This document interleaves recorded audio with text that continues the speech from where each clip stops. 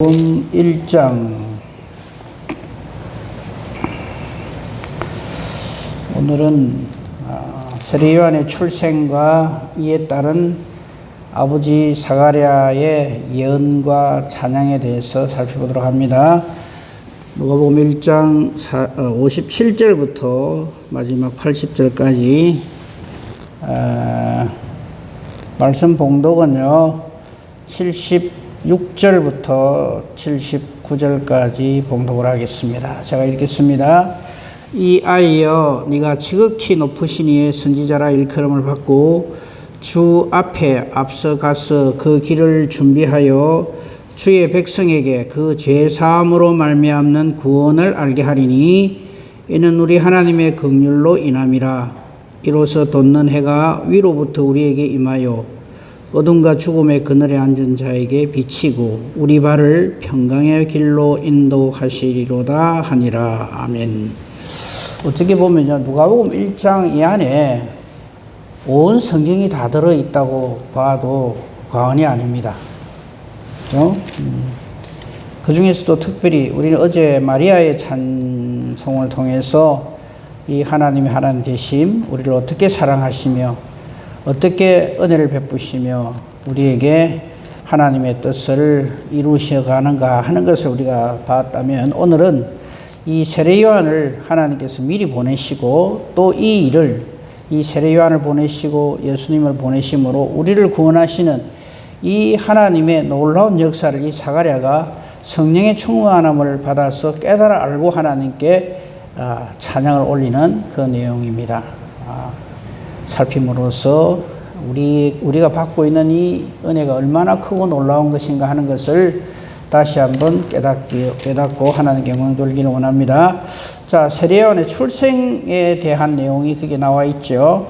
세례요한은 아버지 사가랴와 어머니 엘리사벳의 두 사람의 사랑으로 인하여서 생겨난 보통의 우리 자연 발생적인 그런 아이가 아니죠.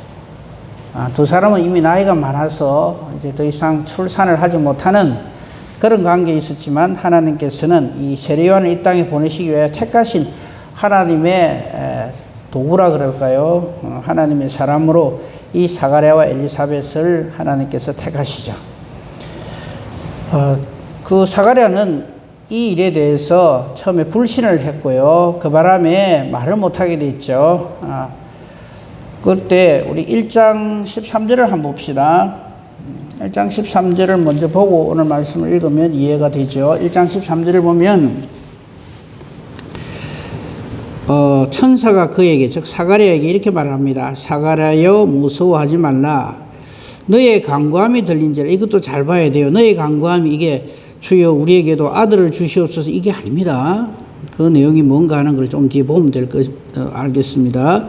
내 아내 엘리사벳이 네게 아들을 낳아준다. 이름을 요한이라 하라. 이래요.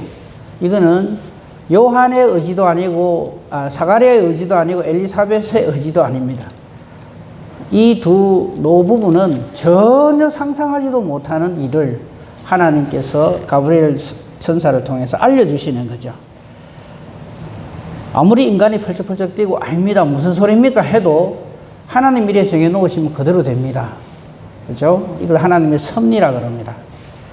그대로 되어졌어요. 저는 57절 읽을 때마다 머리카락이 좁혔습니다.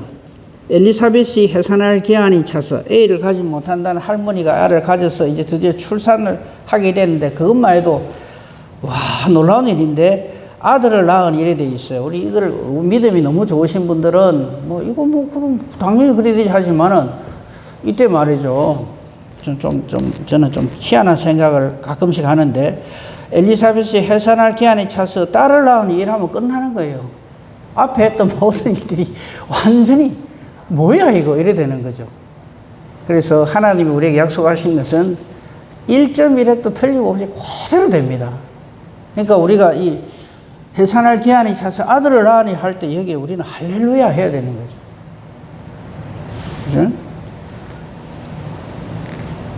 그러니까 이제 58절 이웃과 친족들이 나오거든요. 이 사람들도 좀 주목해서 볼 필요가 있어요.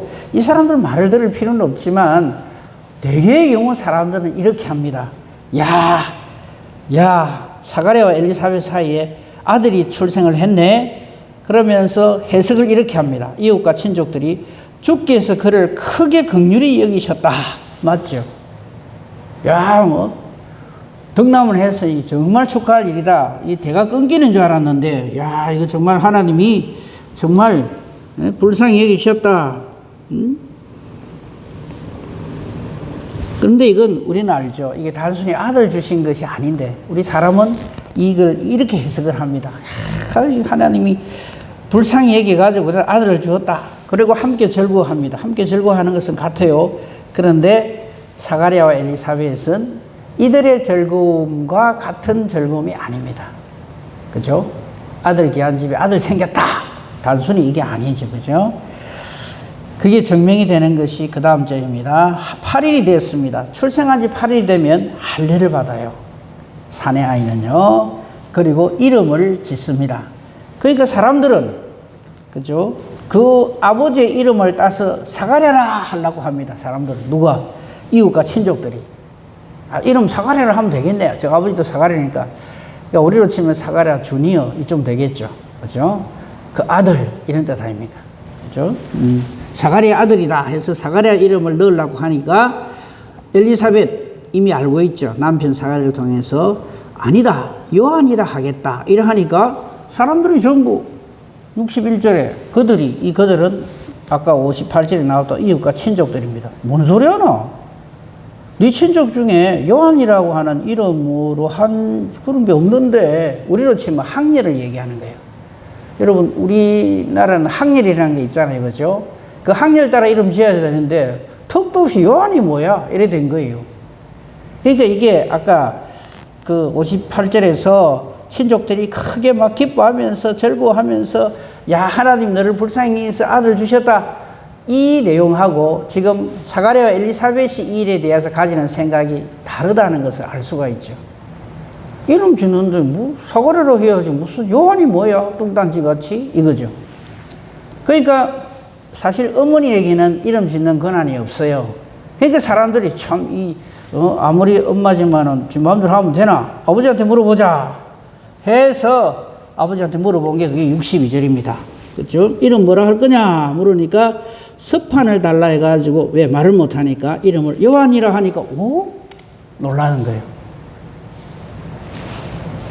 이 일은 1장 13절 때문에 그렇습니다. 아들을 낳을 것이다. 이름을 요한이라 하라. 그러니까 이게 순종하는 거죠. 순종하니까 무슨 일이 벌어집니까? 그동안 말문이 막혀서 말을 못하던 이 사가랴가 말문이 터지는 거죠. 그게 64절입니다. 요한이라고 쓰니까 사람들이 전부 놀라는데 이때 그 입이 곧 열렸다. 하나님이 풀어주신 거죠. 이게 순종이죠. 그래서 우리는 하나님의 말씀에 제발 토달지 맙시다. 한 개도 모르면서 이거는 이래 안 되느냐 저건 저래 안 되느냐. 그러니까 그 말 하기 전에 말씀을 먼저 보고 기도하고 그 다음에 말을 해야 돼. 근데 우리 말이 너무 빠르거든.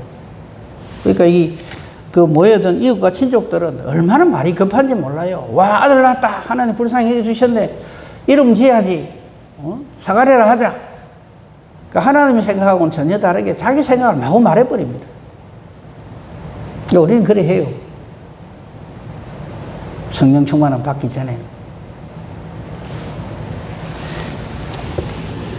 순종하니까, 요한이라 하니까 이에 그 입이 곧 열립니다. 혀가 풀리면서 사가랴가 맨 처음 한 게 무슨 말입니까? 할렐루야입니다. 근데 우리는 어찌합니까? 아이고, 그동안 말로 못해가 막 죽을 뻔 했네. 우리는 그 말을 하거든. 이제 입 열리으니까 이제 내가 하고 싶은 말 막 해야지.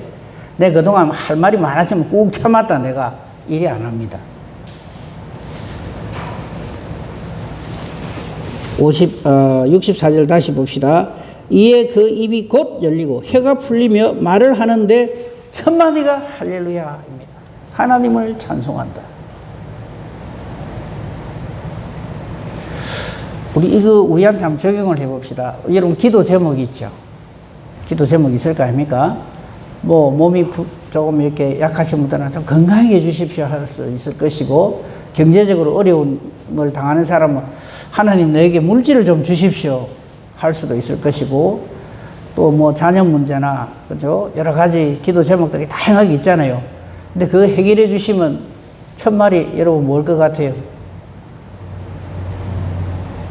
할렐루야 해야 됩니다. 그게 뭐가 됐든 간에.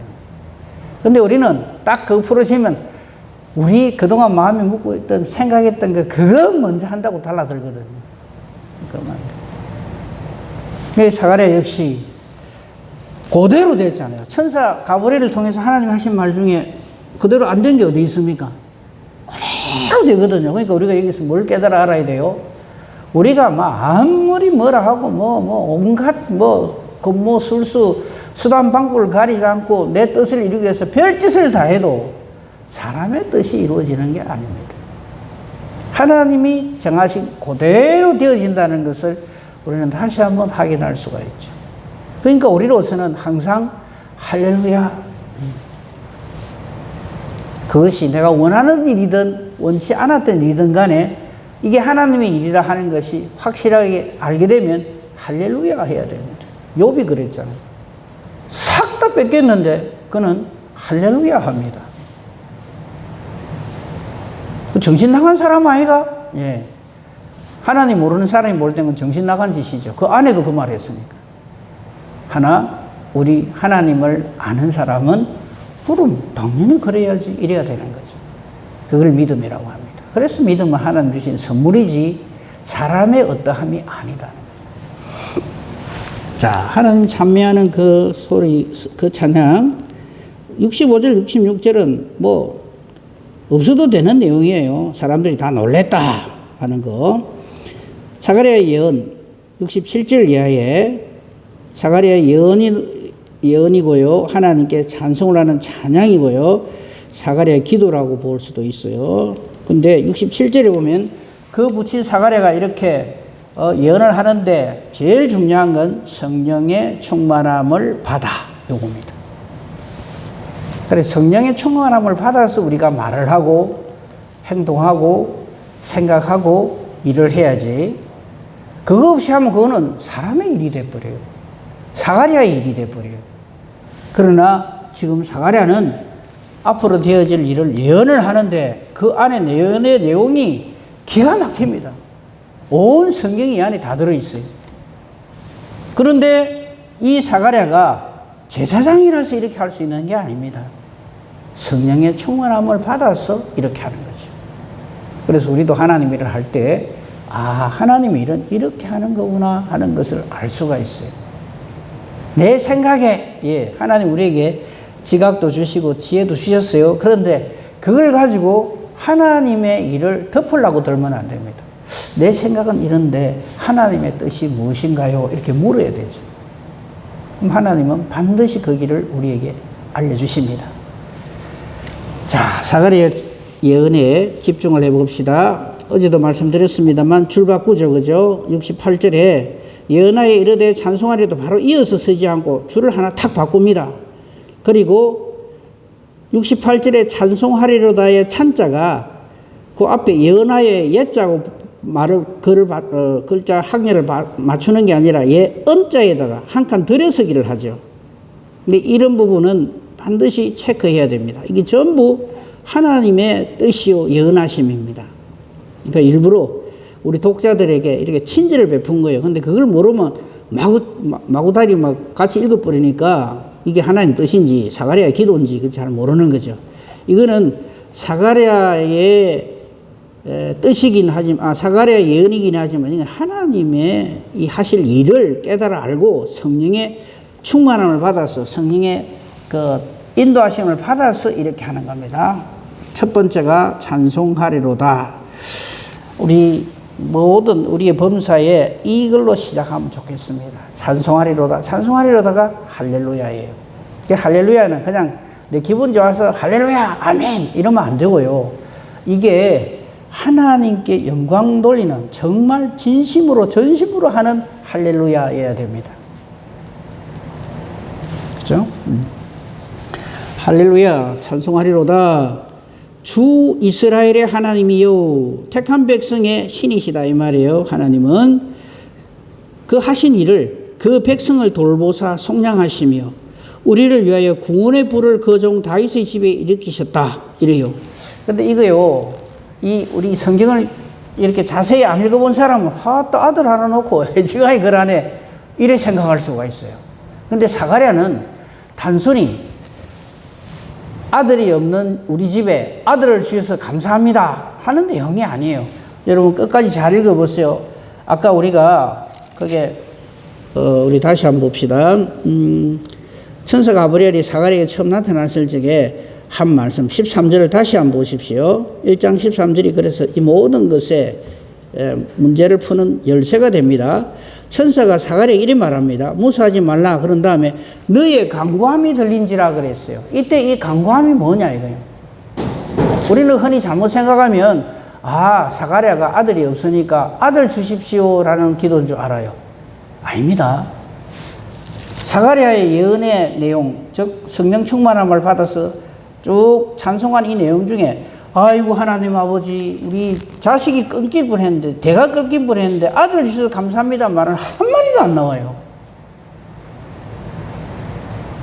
그러니까 우리가 이게 13절에서 천사 가브리엘이 사가랴에게 내 간구함이 들렸다 이 말은 아들이 없는데 아들 주시옵소서 이게 아니라는 거예요. 다시 한번 보세요. 자, 세례 요한을 얻었어요. 그런데 사가랴는 뭐라고 얘기하는가 그냥 단순히 자기 기도가 아들 하나 주시면 좋겠습니다. 대가 끊길 파입니다. 이래 돼서는 아이고 하나님 아버지 할렐루야 감사합니다. 아들 주셔서 감사합니다. 이러고 끝나야죠. 근데 안 그럽니다. 그 안에 내용을 보면요. 이 세례 요한과 그리고 다음에 태어날 메시아 예수 그리스도를 통해서 하나님이 하실 일을 예언을 합니다. 그 부분을 우리가 정말 예의 주셔야 됩니다. 그러니까 보십시오. 69절 한번 보십시오. 68절 9절 보십시오. 그 백성을 돌보사 속량하신다. 속량이 뭡니까? 죄를 사해 주신단 말이에요. 좀 세례요한 아들 하나 낳아놓고 무슨 이런 소리를 하나 싶으죠. 그러니까 이 자기에게 그냥 세례요한 주어진 것은 아들 없는 집에 아들 하나 주셨다는 의미가 아니라는 거죠. 이 일을 통해서 하나님이 이런 일을 하신다는 것을 미리 예언하는 겁니다. 69절은 한 발 더 나갑니다. 우리를 위하여 구원의 뿔을 그 종 다윗의 집에 일으키셨다 이래요. 이거 웃기지 않아요 사실 솔직히 말하면. 자기 집에 아들 낳았는데 무슨 이게 다윗의 집을 얘기하고 구원의 뿔을 주셨다. 왜 이럴까요? 이게 신호탄이라는 거죠. 그래서 사가랴는 성령의 충만함을 입은 사람임에 틀림이 없습니다. 안 그러면 이 찬양 못해요. 어찌 알겠어요? 누구 집에 아들 하나 낳은 거 가지고. 앞으로 6개월 후에 탄생할 메시아 예수 그리스도를 통한 하나님의 우리 인간 구원의 사역을 지금 예언을 하고 있는 겁니다. 그러니까 이 69절이 엄청나게 놀라운 거죠. 68절 9절이요. 다시 보세요. 그 백성을 돌보시고 속량 제사함을 주십니다. 우리를 위하여 구원의 뿔을 그 종 다윗의 집에 일으키셨습니다. 이거죠. 그러니까 아브라함과 다윗의 자손 예수 그리스도를 연결해가지고 지금 현재 사가랴는 찬양을 하는 겁니다. 그 다음 보십시오. 70절. 이거는 그냥 웃자다가 생겨난 일이 아닙니다. 이것은 주께서 예로부터 거룩한 선지자의 입으로 말씀하신 것입니다. 이래요. 이게 어찌 아들 주셔서 감사합니다는 말입니까? 이 내용은 우리가 어제 살폈던 마리아의 찬양 중에도 그 말이 그대로 나오죠. 55절에 나오잖아요. 54절 5절. 그 종 이스라엘을 도우사 긍휼히 여기시고 기억하시되 우리 조상에게 말씀하신 것 같이 아브라함과 그 자손에게 영원히 하시리로다. 갈라디아서 3장 16절 어제 우리 살폈죠. 여럿을 가리켜 그 후손들이라 씨라 하지 않고 하나를 가리켜 내 후손 씨라 하셨으니 곧 그리스도라. 즉 이 세례요한의 출생을 보고 뭐까지 예언을 하는가 하면 장차 오실 메시아를 왜 하나님이 우리에게 주셨는가를 지금 사가랴가 예언을 하고 있는 거예요. 이게 어찌 아들 주심을 감사하는 내용입니까? 아니죠. 그러니까 사가랴는 그동안의 기도가 뭐냐면 우리에게 약속하신 메시아를 주시옵소서. 그리하여 하나님께서 우리 조상들에게 주신 그 말씀이 우리에게 속히 이루어지게 해주시옵소서 하는 기도를 해온 사람이지 아들 없는데 아들 주시옵소서 한 사람이 아니다 이 말이에요. 그 다음 보십시다. 71절. 이야, 이것도 놀라워요. 이거는 죄악근세 깨뜨리시고 십자가로 대속의 은혜를 베푸시고 부활로 승리하심을 미리 예언한 말씀입니다. 그러니까 70절에 거룩한 선지자의 입으로 말씀하신 바와 같이, 즉 온 구약 성경에서 언약하신 것처럼 우리 원수에게서, 우리를 미워하는 모든 자의 손에서, 사탄이죠, 죄악근세 사탄에서 우리를 구원하시는 일이 마침내 이 일로 시작이 됩니다, 이 말이에요. 놀랍지 않아요? 그 사가랴 이 예언 속에 온 성경이 이 안에 다 들어있어요. 그렇죠? 그리고 이걸 다시 설명을 합니다. 더 구체적으로 우리에게 알려줍니다. 우리 조상을 긍휼히 여기시며 그 거룩한 언약을 기억하십니다. 그렇죠? 여인의 후손을 통해서 만민을 구원하는 아브라함과 다윗의 후손을 통해서, 그게 73절 곧 우리 조상 아브라함에게 하신 맹세라. 우리가 원수의 손에서 건지심을 받고 종신토록 주의 앞에서 성결과 의로 두려움 없이 섬기게 하리라 하셨는데, 바로 이것을 지금 현재 이 세례요한, 자기와 엘리사벳을 통해서 주시는 이 세례요한이 바로 그 신호탄이다 이거죠. 그래서 마침내 우리가 알고 있는 온 구약 성경이 그대로 이루어지는 것을 지금 사가랴는 예언을 하고 있어요. 이대로 되어집니다. 그러면서 자기에게 주신 아들 세례요한에 대해서 이렇게 선포를 합니다. 76절이죠. 이 아이여, 네가 지극히 높으신 이의 선지자라 일컬음을 받고 주 앞에 앞서가서 그 길을 준비한다. 그리고 주의 백성에게 그 제사함으로 말미암는 구원을 알게 할 것이다. 아이고, 끝난 거죠, 이거. 사가랴의 성령 충만함의 예언 속에 다 있어요, 이게. 그래서 그대로 되었다가 그 다음에 모든 내용입니다. 우리는 하나님의 일을 우리가 잘하고 한다고 생각하시면 안 됩니다.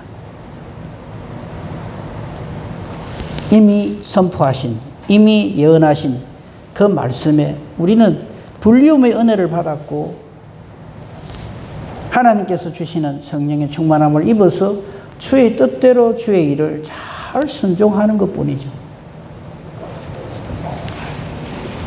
그러니까 출생한 이 아이 세례요한에게 이 아이여, 네가 지극히 높으신 이의 선지자 주 앞에 앞서가서 그 길을 준비하고 그 택하신 백성들에게 그 제사함으로 말미암는, 즉 십자가 대속이죠, 그 구원을 알게 할 것이다. 그래서 세례요한이 세상죄를 지고 가는 하나님의 어린 양이라고 선포를 하죠. 뭐 더 이상 뭐 우리가 여기다 입을 댈 게 있습니까? 할 말이 없는 거죠. 그리고 78절, 그러니까 76, 77, 78, 79 제가 아까 읽었습니다. 그래서 요절 중에 요절이에요. 아무 생각 없이 읽으면 그냥 글자로 보입니다. 근데 깨달아 알고 보면은 이 앞에서 우리는 할 말이 없는 거예요. 78절, 이 모든 일은 즉 예수 그리스도의 십자가 대속과 부활로 승리하심으로 우리에게 주어지는 이 구원은 우리 하나님의 긍휼로 인함입니다. 저와 여러분의 선행이나 의나 상당히 뭐 믿음 생활 잘하고 이게 원인이 아닙니다. 전적인 하나님의 은혜입니다. 그래서 오직 은혜라는 말이 그래서 나오는 거죠. 이는 우리 하나님의 긍휼로 인함이라.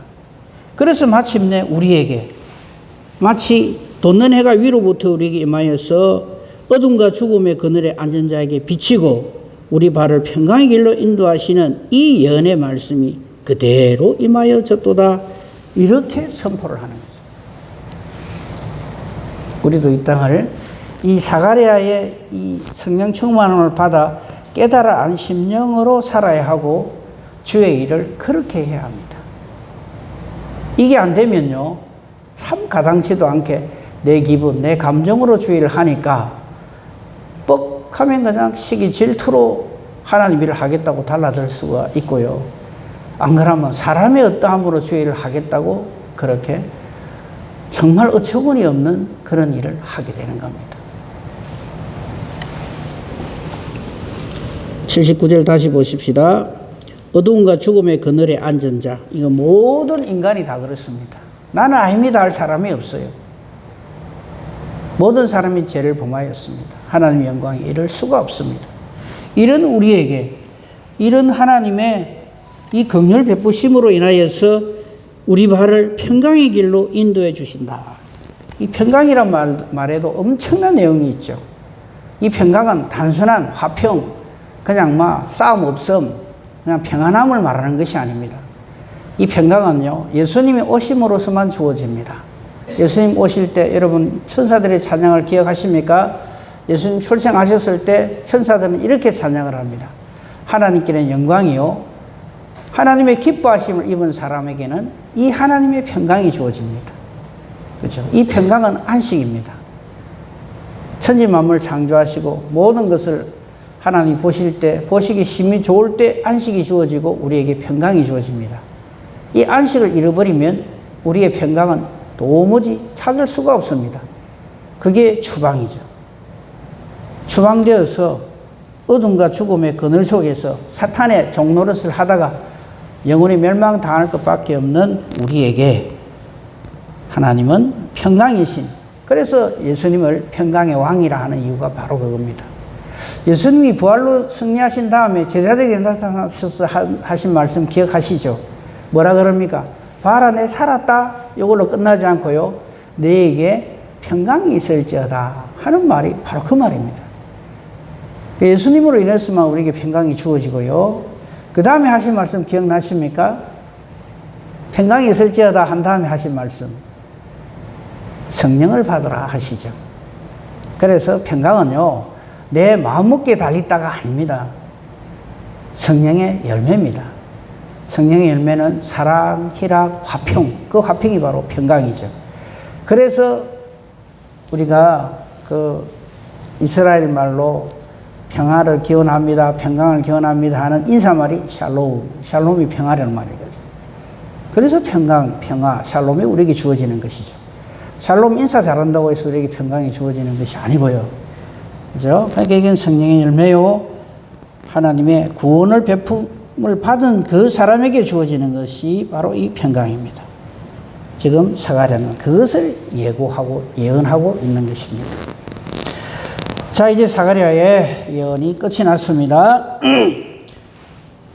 맨 마지막 절 80절, 아이가 자랍니다. 세례요한이 자라고 심령이 강하여진다는 말은 점점 성령으로 충만해진다는 말이죠. 영육간에 강건해진단 말이고, 마침내 예수님께서 이스라엘에 나타난 날까지 그는 빈들에 있다가 예수님 딱 공생이 시작하기 직전에 이 땅에 오셔가지고 사가랴가 나타나가지고 회개하라, 천국이 가까웠느니라, 즉 예수님이 곧 오신다라고 선포하는 그 아버지 사가랴의 예언대로 천사가 한 말대로 지극히 높으신 이의 선지자 주 앞에 앞서가서 그 길을 예비하는 자가 되는 것이죠.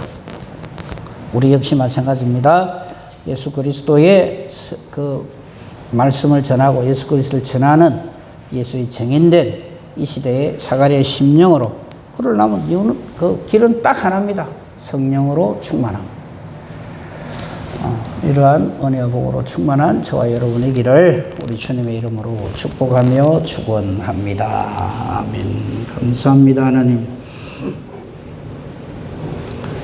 오늘 말씀을 통하여서 다시 한번 우리를 향한 하나님의 크고 놀라우신 은혜와 사랑을 깨달아 알게 해주시니 감사합니다. 우리에게도 성령으로 충만케 하셔서 세례요한의 심령으로 맡겨주신 사명을 감당하는 저희들 되게 하소서. 오늘도 우리의 기도가 내 생각을 말하는 것이 아니라 하나님의 뜻을 깨달아 알고 그 뜻에 순종하고자 하는 기도가 되게 하시고, 우리의 기도하는 것이 하나님의 뜻과 같게만 해 주시옵소서. 기도하는 대로 하나님이 기뻐 응답해 주시는 능력 있는 의인의 간구가 되게 하소서. 수요 예배 위에도 하나님 함께 하소서. 범사와 대소사를 오직 주님께 부탁합니다. 감사하오며 우리 주 예수 그리스도 이름으로 기도합니다. 아멘.